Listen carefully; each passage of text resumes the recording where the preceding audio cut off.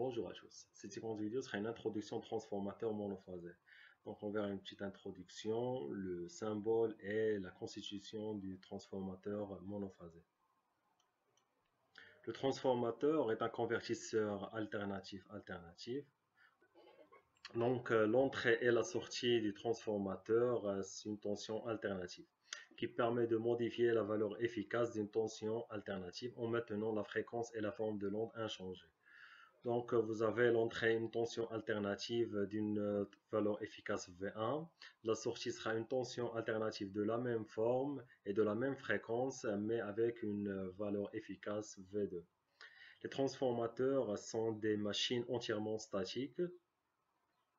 Cette absence de mouvement est d'ailleurs à l'origine de leur excellent rendement par rapport aux convertisseurs électromécaniques. Leur utilisation est primordiale pour le transport de l'énergie électrique où l'on préfère transporter des volts plutôt que des ampères.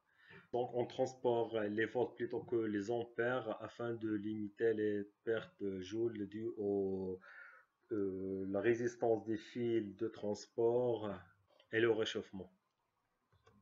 En outre, le transformateur procure un isolement entre réseaux. Donc, par exemple, le réseau de transport et l'installation domicile, ou bien l'installation industrielle, comme on l'utilise pour l'isolation galvanique pour la protection de la partie commande, de la partie puissance. Les transformateurs sont réalisés en toute puissance et tension, de quelques voltampères à basse tension pour l'alimentation du circuit électronique, à quelques mégavoltampères pour l'alimentation et le couplage des réseaux de transport de l'énergie électrique.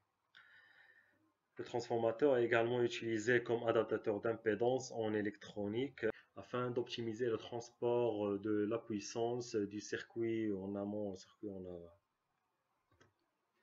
On peut employer deux symboles pour représenter le transformateur monophasé. Donc vous avez ces deux symboles.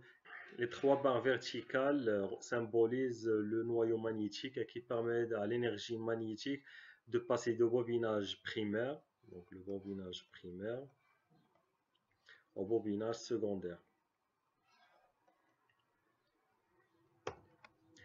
La constitution du transformateur monophasé. Donc, le transformateur comporte un circuit magnétique fermé de perméabilité magnétique aussi haute que possible afin de faciliter le plus possible le passage des lignes de champ magnétique. L'hystérésis aussi faible que possible afin de limiter les pertes.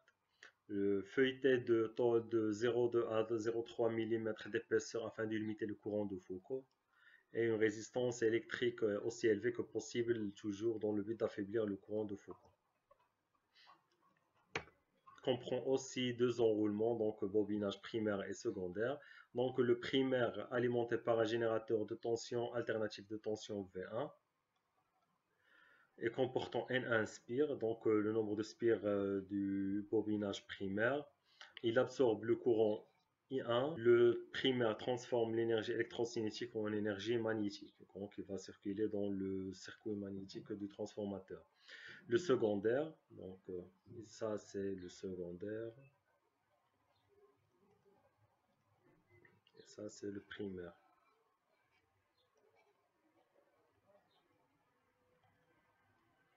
Le secondaire comporte N2 spires. Il fournit sous la tension V2 un courant I2 au dipôle récepteur. Donc la tension de sortie de transformateur, c'est la tension V2, alternative de valeur efficace différente par rapport à la tension V1. Cette tension V2 fournit un courant I2 au récepteur, donc la charge. Le secondaire transforme l'énergie magnétique, donc dans le circuit magnétique, en énergie électrocinétique, exploitable par la charge. Les deux enroulements sont isolés électriquement, mais magnétiquement couplés par le flux phi. Donc le flux circule dans le circuit magnétique qui permet de transmettre l'énergie du primaire vers le secondaire. Merci pour votre attention et à la prochaine.